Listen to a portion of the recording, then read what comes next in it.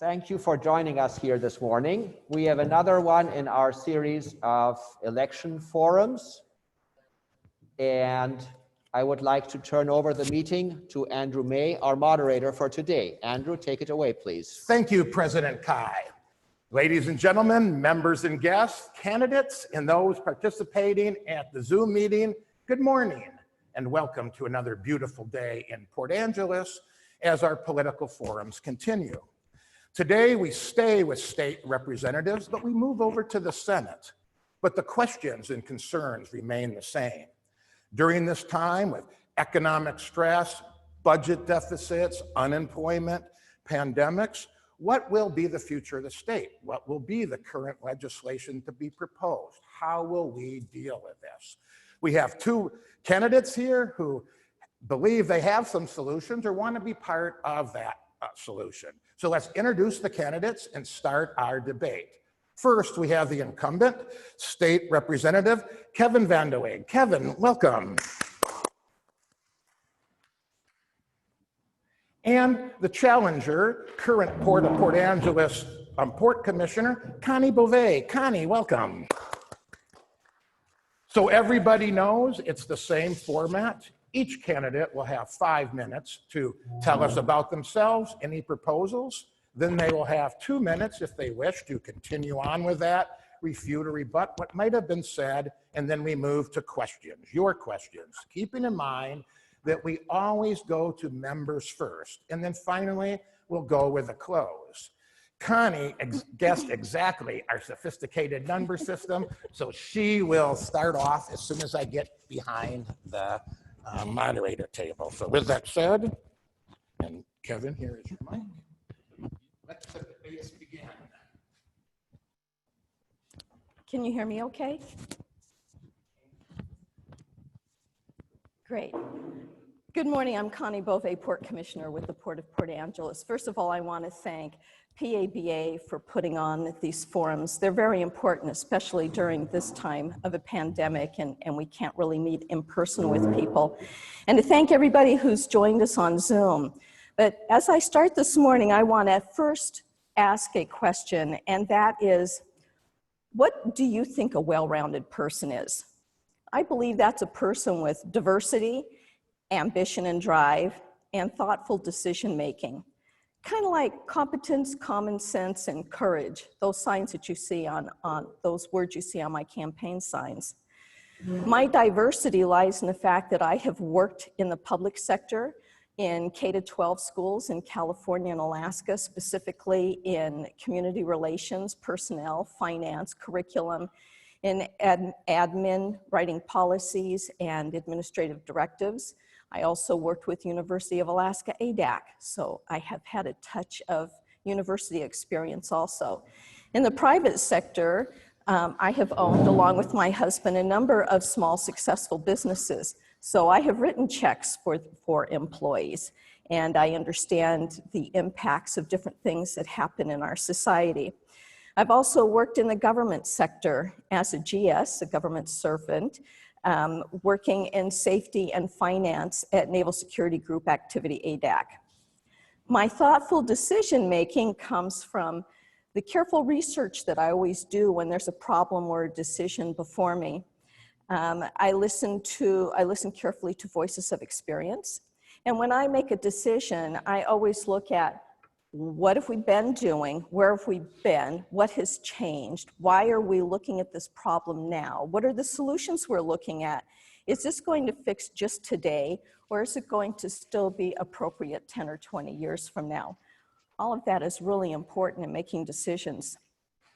But when I decided to run for this Senate seat, it was because I wanted to advocate for our rural economy, to grow jobs, especially family wage jobs, and to make sure that we have a workforce that it's appropriate for our growing population in our rural communities. Natural resources, supporting timber industry, one of the greenest building things that we have to build houses with, and growing fish populations, which will satisfy a number of things, and continuing to work to make our environment and our water, our air better. Education, making sure that our K-12 schools are properly funded, and making vocational training a very important part of our whole educational process, both for young adults and for mature adults who want to learn more skills so that they can better themselves in our workforce. And to have the curriculum decided on at the local level, not at the state level. Healthcare. One of the things we need with healthcare in this rural district is more healthcare workers. But then COVID came to our shores. We were not ready for a pandemic virus, either at the national level, the state level, the local level, or even the family unit level. There are a great many lessons that I hope are being learned from this pandemic so that we can be ready in the future for the next pandemic or whatever crisis comes before us. It changed my essential business that I work at, a drinking water system out in Joyce, 22nd largest nonprofit in the state of Washington. I gave up my service truck so that all of my employees would have their own service truck. And I worked a different shift to make sure that if one of them became ill, that I would still be able to run this drinking water system. It's a large one, but I've done it before, and I'm always ready to do it again. Of course, the COVID virus has made campaigning an interesting situation. This has been very different. But it's also given me a time to reflect on why the heck I want to do this, especially now. This is the worst time to be doing a campaign and even walking into a Senate seat, and yet it's the best time. It's a time that we can work to make good changes. It's also given me an opportunity to reflect on my priorities. Now, of course, it's getting all of our businesses reopened and all of our employees working again. Workforce training is ever more important than before. Education, getting our kids and our grandkids back into school and having them protected from the virus. And healthcare, I've added proposing that our local chain store pharmacists be able to do COVID testing and administer vaccinations when they become available. It's more important than ever to have a senator who understands the impact of decisions on the residents in this district.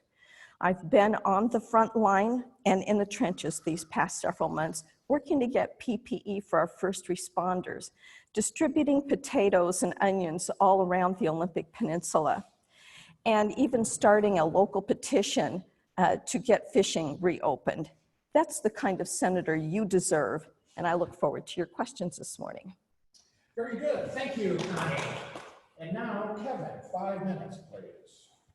Thanks, Andrew. Can you guys hear me all right? Yes.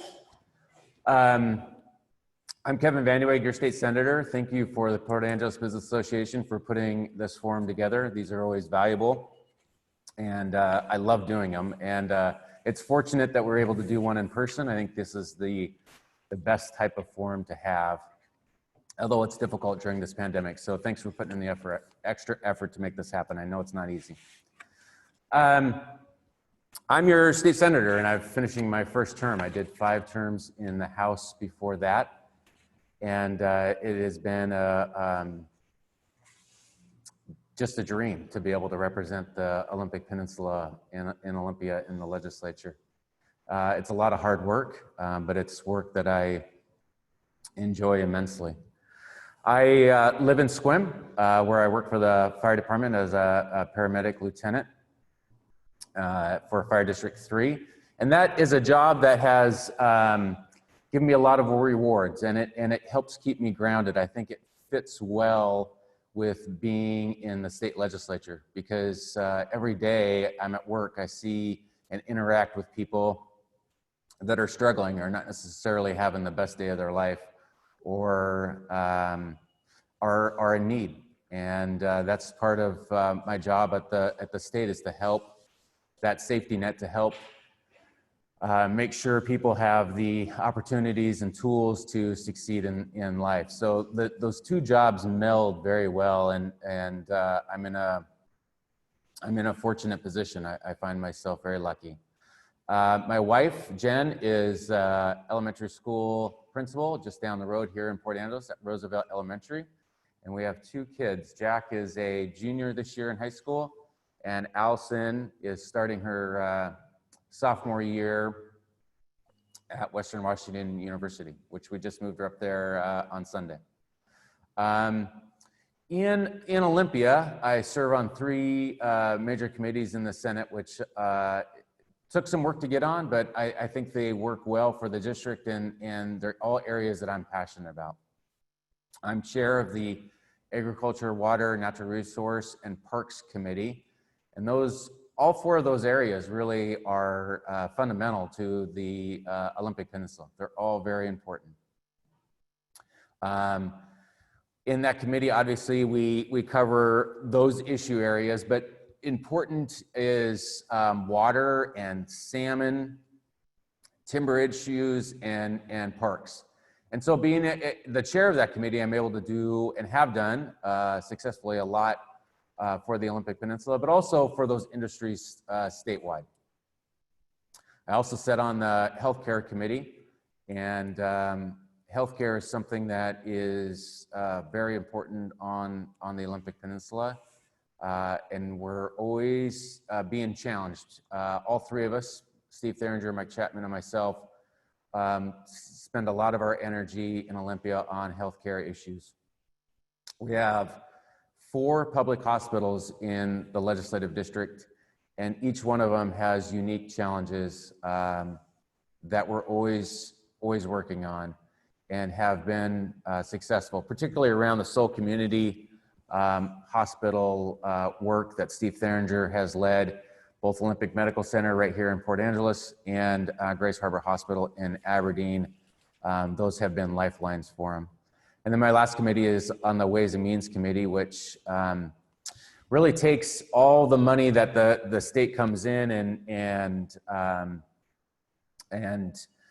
allocates it into budgets. And in that capacity, it's obviously a powerful committee, and we've been able to do good things for the Olympic Peninsula, like take the lead on implementing long-term care insurance at the state level, and the community, actually the college tuition program that we passed, which is just going to be a game changer for Port Angeles and SWIM and the rest of the Olympic Peninsula residents in being able to obtain a higher education and make their lives better.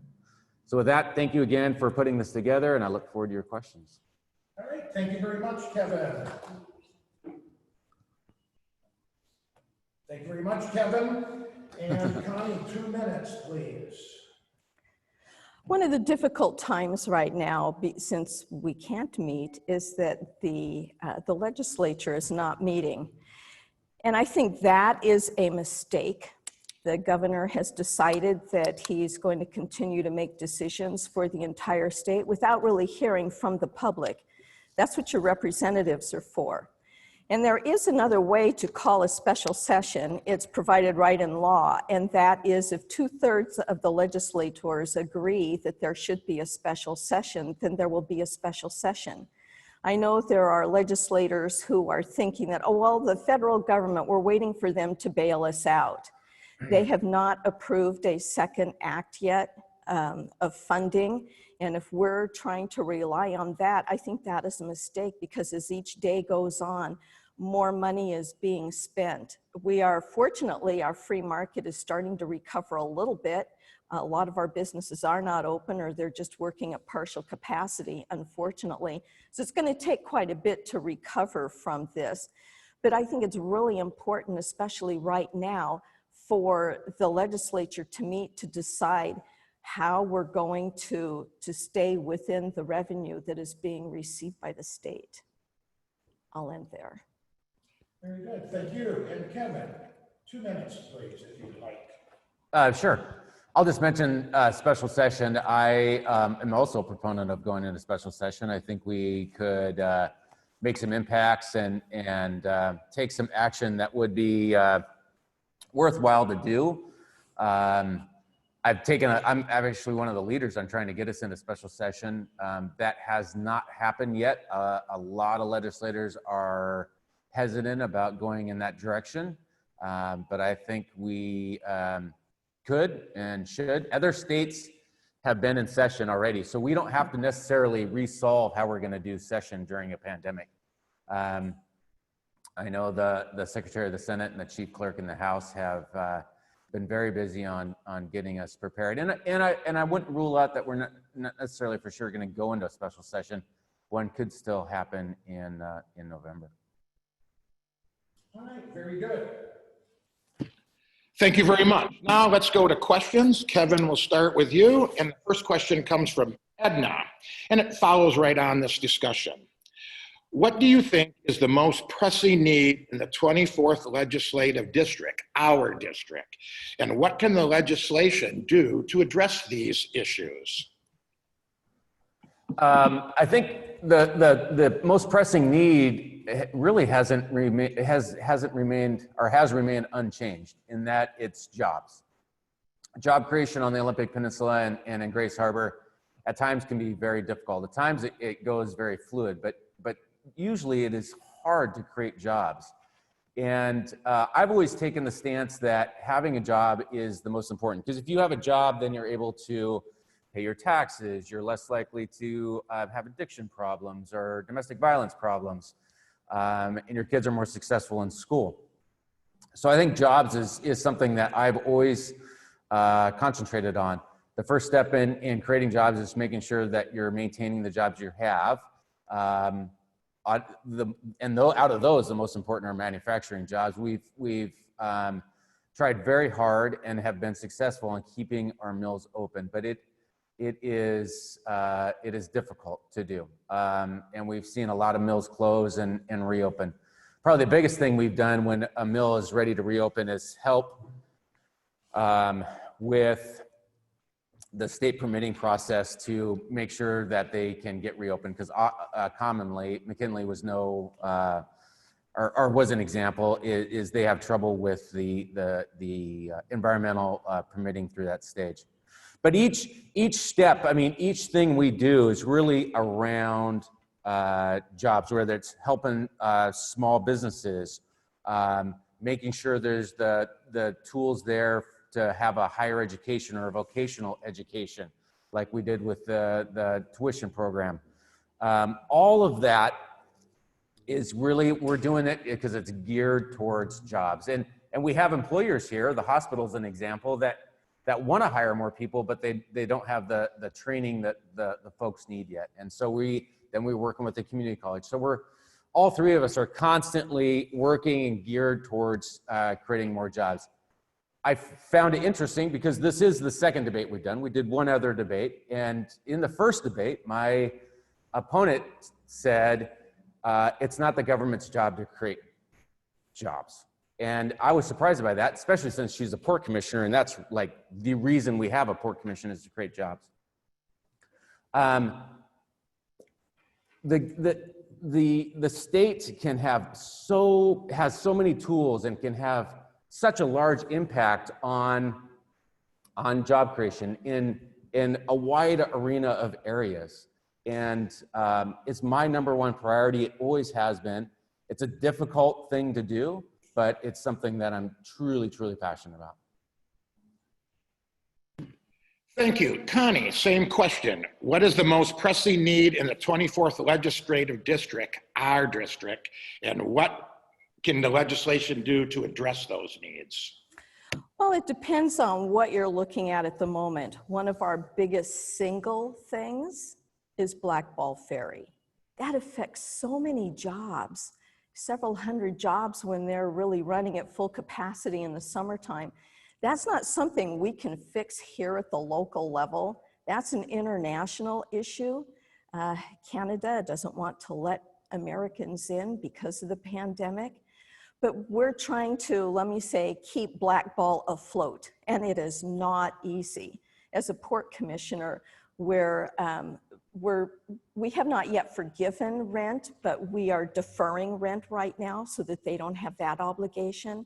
They are working just to keep the ferry operational so that if they're told, you can start tomorrow, boy, they can sell tickets and the ferry is ready to go. I know everybody always gets excited when they see the ferry out in the harbor. Oh, great, we're running again. No, that's merely a maintenance run. so that they make sure that she's ready all the time. But when I look at the big picture and what is the biggest problem facing the 24th district, it's not just here. It's not just in Port Angeles. It's not just in our district. It's about our jobs. Every single one of our businesses are essential. Every single one of our workers are essential. To say, working in government before and being on a classified island, we had classified employees. We had different designations of important employees, shall I say. Those who worked in Alpha conditions, Bravo conditions, Charlie and Delta. And that's when you found out just how really important you were to the mission. Well, you know what? Everybody here is important to the mission. Whether you're a burger flipper at McDonald's or Frugal's, but you're working 3 jobs because you're a single mother trying to make do for your kids, those jobs are essential. And I agree, in the beginning it was fine to say, okay, everybody, hunker down where you are, we got to get this figured out. And I don't know what's going to happen, but hang tight. Oh wait, you're not essential.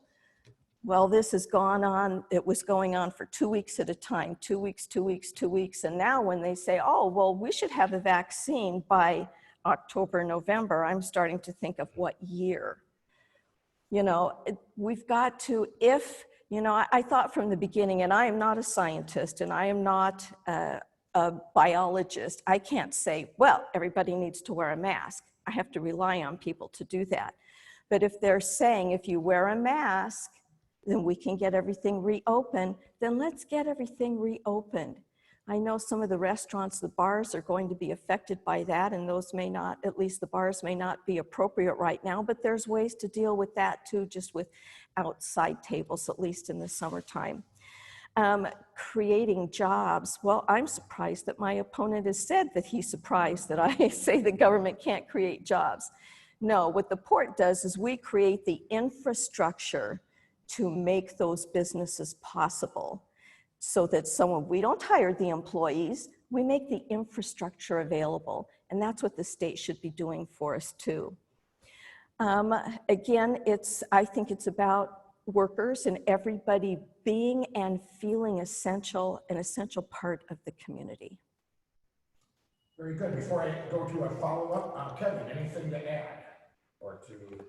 Nothing at all. All right, because then I do want to follow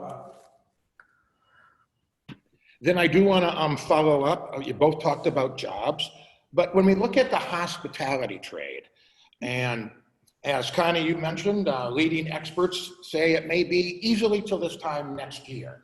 So with the fact of hospitality, the fact of regulations and pandemic protocols, what, if anything, can the state do to help this huge sector of the employment that probably won't be back online for more than a year? Well, Go ahead. okay, that's a very good question. If you don't have visitors, what do you do? We're having staycations now, and I think that that's what we have to look toward. This is a time for everybody to be creative and innovative. I, for one, don't want to have to rely on government to give me a check every couple of months simply because I don't have a job. There's a lot of things that can be done, whether people in the tourism trade want to offer or can work in this is a big one for me, childcare. We've got parents who need and want to go back to work, but since their kids are not in school, there's a childcare issue. We need to get those other people who are out there and don't have other jobs to do that, whether it's on a voluntary basis or the government does provide some funding for childcare. I think this is a huge opportunity for us to address that kind of issue. But, I want to talk about Ocean Shores for just a minute, because they decided pretty close to the beginning that, you know what, we want to keep our society open and moving. And so what they did was they have an arch going into Ocean Shores, and they just put up some barricades up there, and it was kind of like putting a fence around Seattle saying, you know what, we don't want you in right now, but we want to move around our society. And that was great. They were able to move around and have their own services for each other. but they are really, really dependent on tourism. They are suffering just like a lot of our other communities are suffering. So, you know, whether it's looking for other things to do in the meantime, other jobs like childcare, or relying on the government to do that, I think it kind of has to be a mixture of both. But in the end, we will pay for it. And Kevin, same question. What, if anything, can the state do or should do to help out really impacted sectors of our employment society? Right, and you asked specifically about the hospitality industry, and it's a great question. I think the most impactful thing the state can do is around B&O tax. That's obviously the tax that the state levies on the hospitality industry. Mike Chapman and myself are talking, and he is taking the lead on this last couple of years, but we're talking about going into the 2021 session with an innovative approach to B&O tax on the hospitality industry.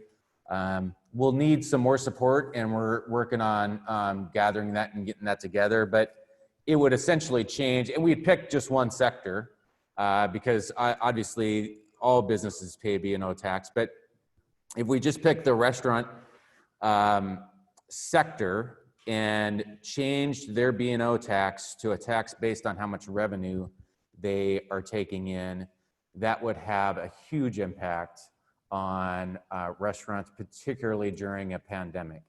But you mentioned the hospitality industry. I mean, I would hope that we could expand that not just to restaurants, but to, you know, caterers are actually more negatively affected right now than restaurants. If we could expand it to that, I think it would be even more successful. But that's a touchy issue, and there's a lot of things that need to fall into place for that to be successful. I think it would be, but no doubt that is the most impactful thing the state could have on the hospitality industry, would be changing their B&O tax, which is very burdensome, particularly during a pandemic, to something that's based off how much revenue they are taking in. Because if they're closed down, then they're not paying taxes. That is not the case under our current system. Connie, any additional thoughts on that? Yes, well, it seems to me that the B&O tax is going to be based on what you bring in. If you're not making money, you're not going to be paying many taxes.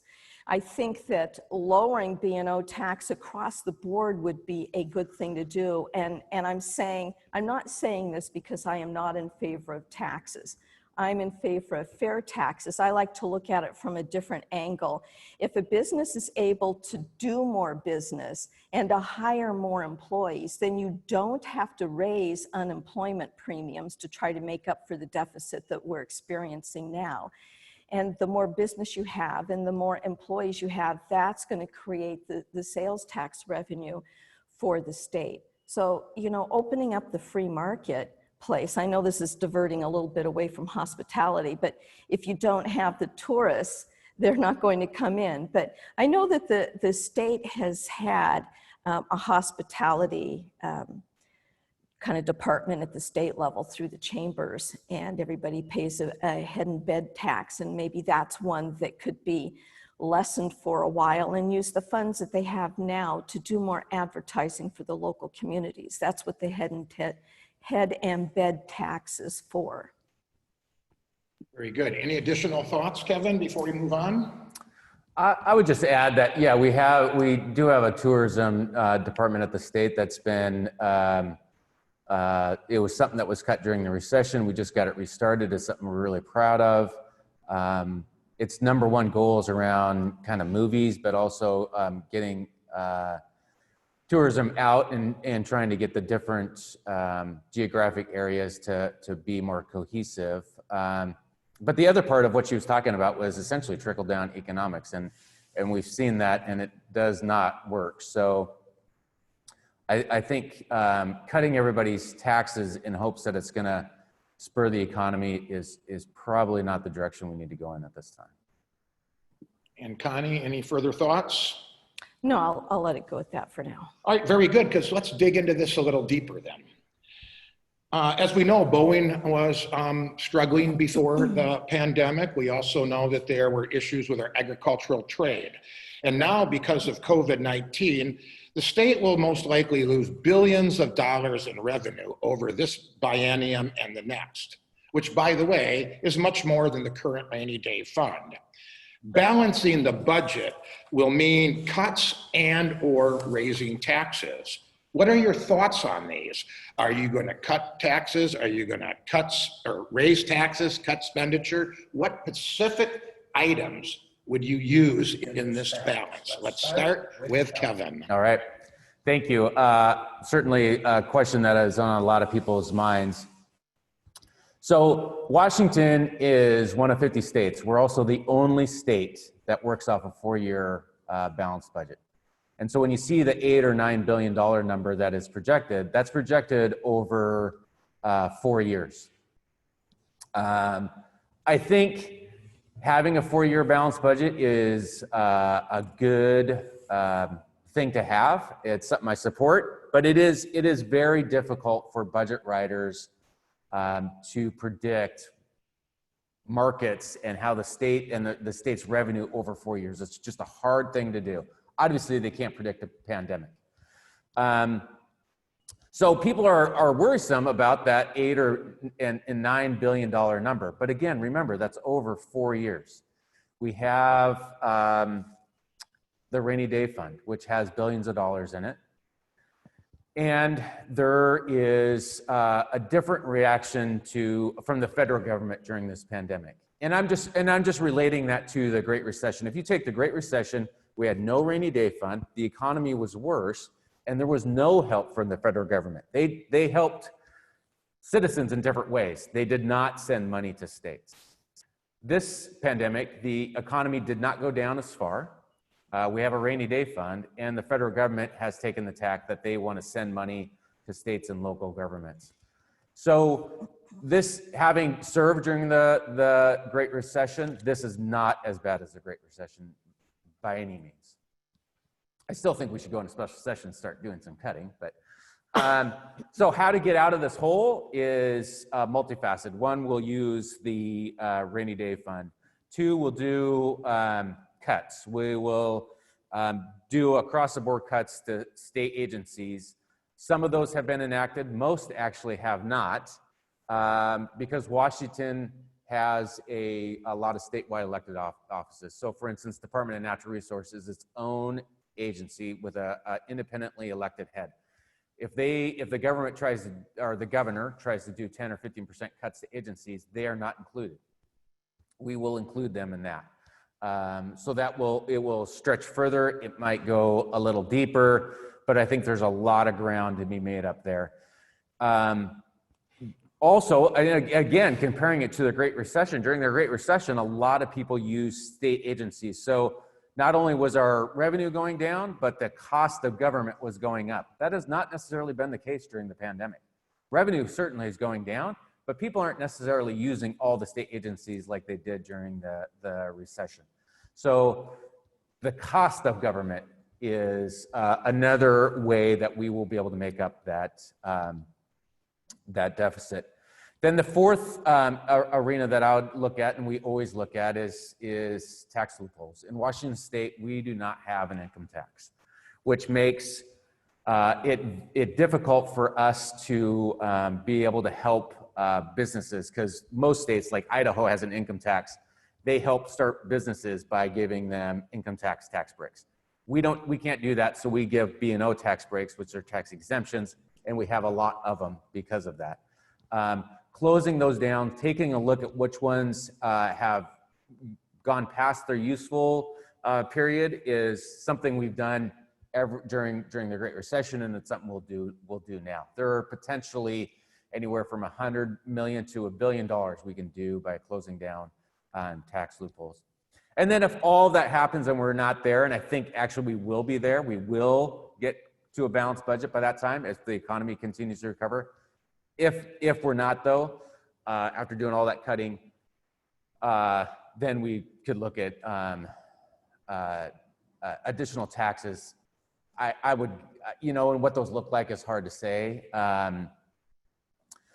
I've been a proponent of a tax around wildland firefighting for 2 years that is fought hard by the insurance companies, but it's something that I think we need. And I hope this frustration around the smoke that we're seeing will stick around during session in case that proposal gains some legs. And this is around taking your insurance premiums and putting a flat fee on them that would go directly towards forest health and putting out wildfires. And the fee that we're looking at is $5 for an insurance policy. So if you're a homeowner that has 2 cars, you have 3 insurance policies, you'd pay $15 extra a month, or a year, which doesn't sound like a lot, but when all of Washingtonians do it, it generates a lot of money that we could use towards forest health and putting out wildfires. Very good. Connie, same question. What are your thoughts on cutting spending, raising revenue as we deal with this massive deficit issue? There are definitely some cuts that need to be made. Fortunately, the budget is a 4-year budget. This current budget was approved almost 3 years ago now. The end of this year will be 3 years. So we don't have a heck of a lot of time left in this 4-year period to get that budget balanced. This year, $1 billion in new taxes and in new and increased taxes was added to the budget. I think we really need to, first of all, roll back to the initial approved budget and do the cutting that we need from there. As I said, we don't have much time left, but it would be better to go in with a surgical knife than with a machete trying to get the budget balanced. I signed a pledge pledging that I would not raise net taxes. And I say net because you can do away with some taxes and start some other taxes in order to modernize yourself and pay for, the programs that are appropriate for this time. But I can't say which programs that I would cut. I know that the governor is trying to do an across-the-board cut now. I do know that he has asked DNR to designate 15% of the budget that can be cut, and I do know that the lands commissioner said, yeah, we'll get there, but hasn't really put any specifics on the table. There are a lot of things that we can spend money on in order to generate revenue. Let's take DNR for an example. They are sitting on a huge arrearage of timber on our public trust lands. And they want to raise, the lands commissioner wants to raise the management fee to 35% of the cut. When really, if the arrearage was cut, the DNR would receive the same amount of revenue without increasing the management cut, and we'd be putting that many more people to work. We'd have that much more timber for our economy, and we'd be able to get new trees growing, hopefully, because just planting trees is another issue. But looking at the overall picture, we need to decide which programs are most important. Mental health right now is becoming a huge issue. It might be hidden in those houses out there, but we need a heck of a lot more counseling, both at the school level and at the adult level, to deal with the problems that the people are experiencing just from being isolated from COVID. So no, I have not looked at the whole budget. I don't know strategically which ones I would want to take a surgical knife to, but that would be my preference. No follow-up.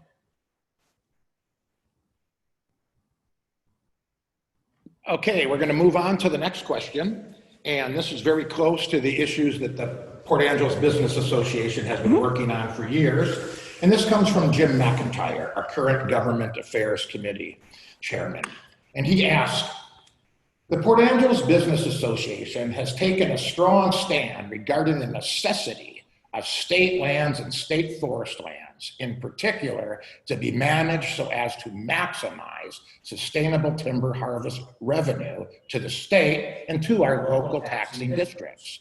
Will you commit to sponsoring an appropriate proviso or separate bill for the state auditor or legislative agency to conduct a thorough performance audit for the DNR timber management and revenue generating function? I think it's Connie. Yeah. That's fine. Absolutely. Yes. The public trust lands that the state is overseeing for us are lands that were given to the county and then to the state in the terms of our public trust lands back years and years ago, decades ago, when people could not pay their taxes for their land or they walked away from it. And so the state was asked to manage those lands for us. And in Eastern Washington, it's a lot of ag land. Over here, it is forest land. Now, I am not a person who wants to see the hills raped when timber is harvested. Rather, when we do forestry, proper forestry, first you do a commercial thinning if you're going to do it right, so the trees that are left, that serves two purposes. The trees that are left will grow faster and be able to be marketed sooner. It also helps with wildland fire, because when you have trees that don't have the close canopy, then hopefully it will just stay a ground fire unless the winds stir up and the fire travels on two levels, kind of both on the ground and through the canopies. But when we're talking about our public trust lands, we're not talking about a huge swath of land. However, those trees are incredibly important, not just to our rural schools, but to our fire districts, our libraries. The port receives revenue from it, the county receives revenue. We have a lot of different junior taxing districts that are affected. And we have seen, as I said, there's a decadal sustainable harvest calculation that's done every 10 years.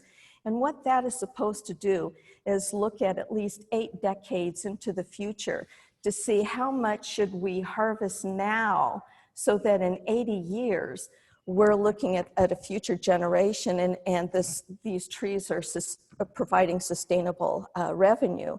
We need to be able to provide that same amount of revenue or even more for a future generation. That's why you go through this calculation to make sure that your asset stays sustainable. That has not been happening for a number of decades. This is not just the first one. It doesn't just affect us in our economy right now in our junior taxing districts, it affects future generations. If you don't cut the wood that is supposed to be cut in this 10 years, that affects us when those trees should have been harvested in the future. There should not be an arrearage. We're not, as I said, we're not talking about a huge amount of land, but it's terribly important to us. And, I've discovered working for government that government isn't always the best agency or entity to run things. Sometimes things get rather cumbersome. But I think it is important, at least for us, to know that those lands are being managed properly, that they are, when they're harvested even, that they're being replanted and that they're not relying on what they call regen. That's natural regeneration. Hemlock trees can easily overtake Doug fir if they're left just on natural regeneration. You need to start with good, healthy 2 to 3 year seedlings if you're going to get a good head start against the salal and the blackberry bushes and the hemlock as those trees grow. I won't say that I'm despondent, but I am discouraged and I am frustrated because our private lands have not been managed well. We need to be looking at not just doing proper harvest, but looking at the species that are going to grow best in our environment 35, 50, 75 years from now. We've got trees, if people drive through the national park even, there are areas where more than 1 out of 10 trees are dead because of fungus or bug kill, and a lot of that is because of our changing climate. If we don't start planting trees that are going to be appropriate for our future climate, shame on us. Yes, I think that, and I know that the timber counties, they've gotten together, this is interesting, and hired a contractor to review the inventory. And I find it quite interesting that DNR says, oh, we know what the inventory is, we have an inventory, and yet they have contributed $20,000 toward this contractor to do an inventory. Now, part of the problem with doing that, well, first of all, that told me something about the confidence that DNR has in their inventory, but when the contractor is looking at the inventory, the data that they're going to be using is what's being provided to them by DNR. So if they're not starting with a good database and they don't know for sure how many stems are in an acre or even what the species is, that's a problem. And as we look to the future now, you really need to be careful about when the trees are harvested according to the market. If you're looking to do so many acres this year and the market has dropped, then this year might not be the best to do it. But one more thing I want to say about our public land trees, because I hear out on the street time and time and time again, you know, we're sending all of our logs to China. That is not true. The legislature passed a law saying that timber that is harvested from our public lands cannot leave the domestic United States. If you see them going on a ship or a barge, they're just going to a mill that is not reachable by truck in our area. And then Kevin and I'll readdress the crux of the question, Yeah. which is, would you support some type of legislation in order for a thorough performance audit of the DNR timber management? Yeah, and I'm really glad Jim asked that question. I imagine he's working with some of the same folks I am. I have made such a proposal for the last 2 years. Department of Natural Resource is very fearful of a legislation like that getting enacted into law. But we're gaining a lot of support. The School Districts Association and the Washington Association of Counties have both got on board because they realize how important it could be. The Department of Natural Resource has a fiduciary responsibility to have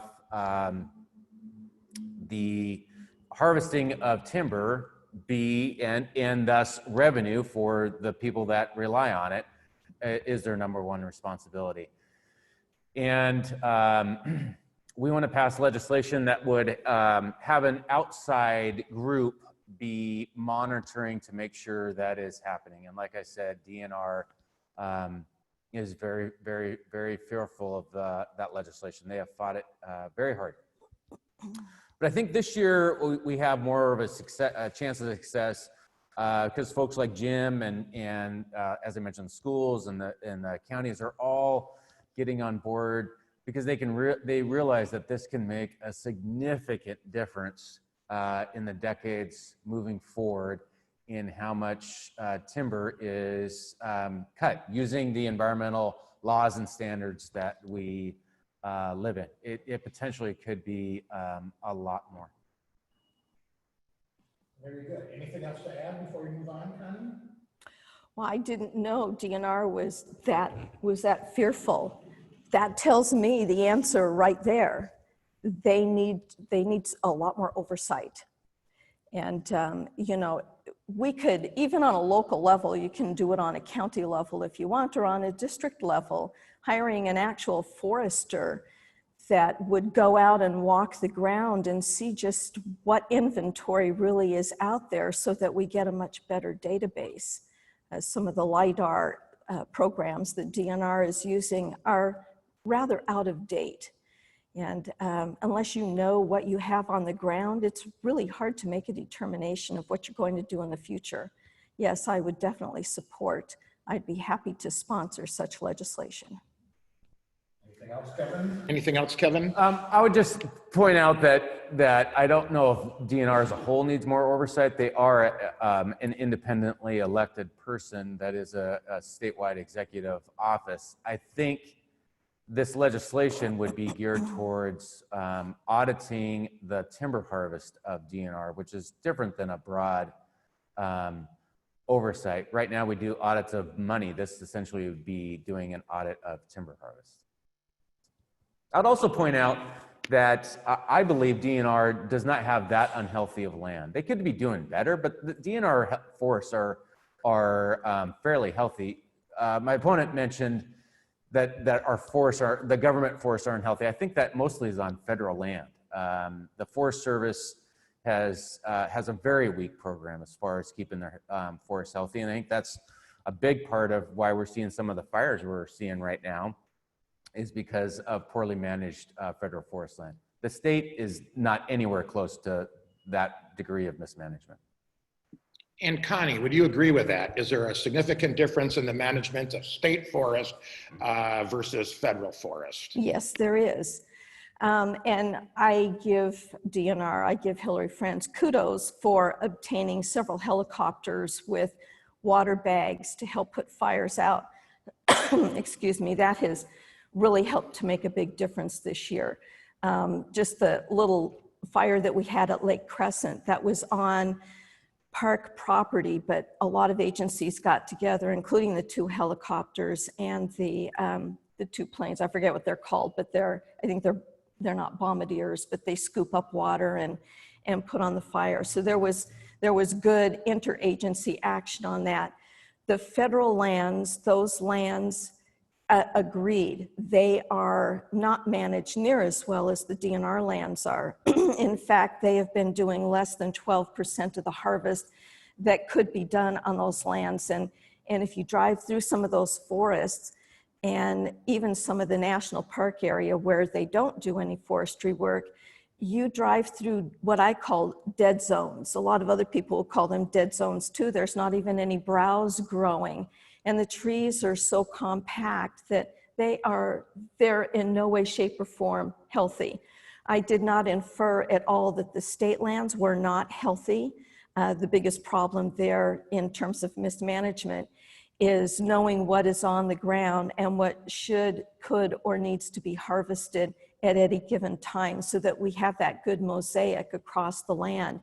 And I know that, people are concerned about trees being cut, but when you cut a tree and you make a value-added product with it, you are actually permanently sequestering carbon in that wood, excuse me, while you're replanting trees that grow fast. And I'd love to sit here and talk about the life cycle of a tree, because there are times when a tree should be harvested if what you're looking at is the best respiration of carbon and oxygen in trees. But no, I in no way say that our public lands are not healthy. Federal lands, different story. Okay, here comes what will be, due to time, our last question before we get into the closing. But I find it interesting, and it comes from Ed Bowen. In this next Senate term, what new normal would you suggest as how you will interact with citizens in the district so that you represent their point of view of the election when serving on committees and writing up legislation? What will become the new normal for how we interact while we wait for this pandemic to pass? And Kevin, you get to start this. Well, I think one of the new normals will just be wearing a mask. Even after a vaccine, I think we'll find a lot of people choose to continue to wear masks. I'm hopeful for a vaccine, and with that, a return to hopefully a bit of normalcy in every area of our life. But I think what Ed was really asking is, what's the new normal until there's a vaccine? And that is going to be a difficult question. I think we were talking kind of before the debate started this morning about what a legislative session could look like that was mostly virtual. And there are a lot of things we need to solve and make sure that people's voices, constituents, are being heard in a way when we're still doing it, virtually.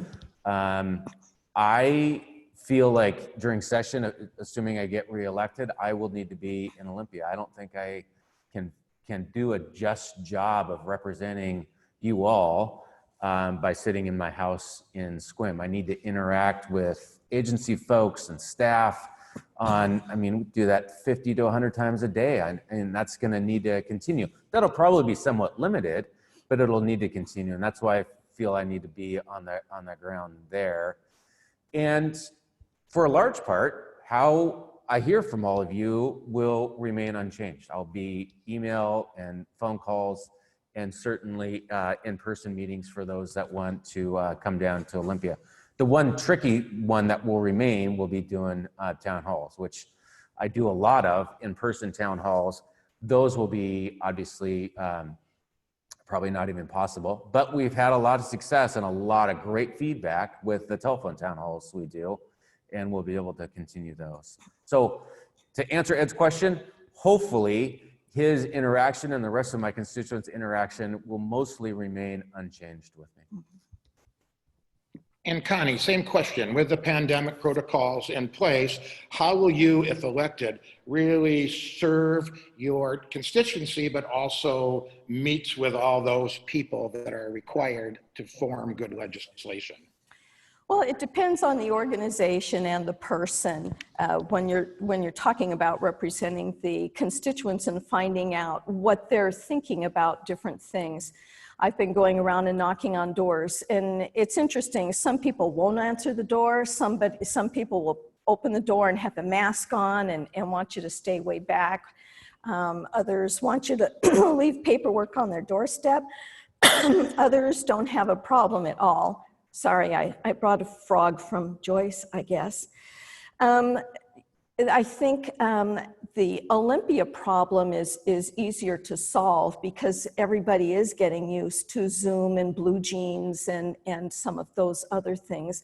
One of the problems that I see in Olympia, and we talked about this before the meeting too, is public testimony. When we have committee meetings, and that's when you take public testimony, being sure that everybody, like Ed Bowen, is heard can be quite challenging because of the internet access that some people have, or should I say don't have. Even, you know, there's areas in Sequim as well as Joyce and all around the rest of this rural district who either don't have access to the internet or broadband, or it's very limited. So that's going to be a struggle. But for me to talk to constituents is not going to be a problem because of email, because of Facebook, because I can zoom into any county commissioner meeting, any PABA meeting. With the port, we do the same thing. Either you're down there in person wearing a mask, or you're sitting at home with no mask and you use your phone. Everybody, I will say, everybody has always had the freedom whether to wear a mask. I won't say whether or not to wear a mask. It's whether you want to wear a mask. And I know even before this started, there were people who had medical challenges and always wore a mask to begin with to protect themselves. I have watched this interesting progression since the beginning with the N95s and you know, the medical professionals, and then our first responders not having that kind of availability, and how we shouldn't wear masks, and now we should wear masks, and now they're one-way masks, and we'll forever wear masks, and they're disposable, they're washable. It's continuing to morph. So I'm not going to say exactly what a new normal is going to be. I can anticipate what I think it's going to be and how we're going to move forward. I agree. I think that masks are in our future, and I have said from day one, if what it takes to get our businesses open is to wear masks, then by golly, let's do that. Let's get all of our businesses back open.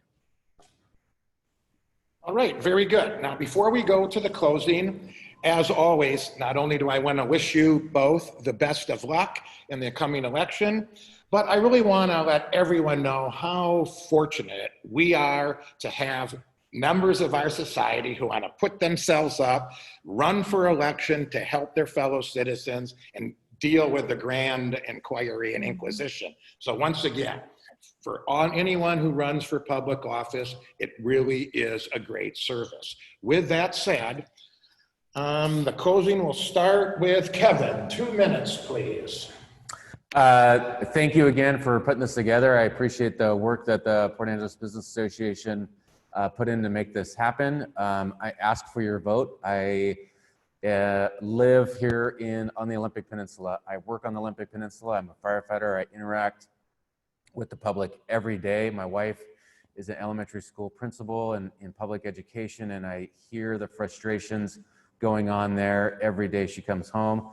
I have a child that's in K-12 public education and watching him, and they're in two separate school districts.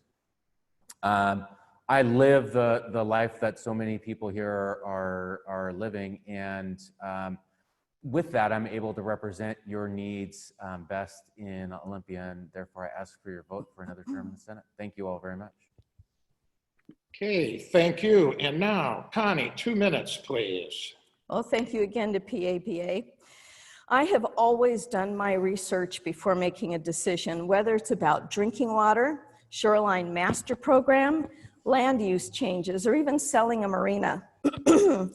Gaining that knowledge base on the ground level, carefully hearing the public, and being open and transparent is governance that we as citizens deserve. I understand the business impacts of writing payroll checks and of paying taxes to the state, and the ever-increasing cost to do projects, and with all the myriad rules and regulations. I understand public schools. I have over 12 years of experience in 2 different states, and I understand the importance of making local decisions using parents, teachers, and administrators and school boards to make curriculum decisions. We have a lot of work to do.